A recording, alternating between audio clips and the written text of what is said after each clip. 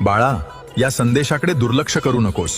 11 गुरुवार हा तारक मंत्राचा उपाय श्रद्धेने आणि विश्वासाने कर. प्रत्येक गुरुवारी सकाळी किंवा संध्याकाळी स्नान करून आणि स्वच्छ वस्त्र परिधान करून माझ्या फोटोसमोर किंवा मूर्तीसमोर बैस.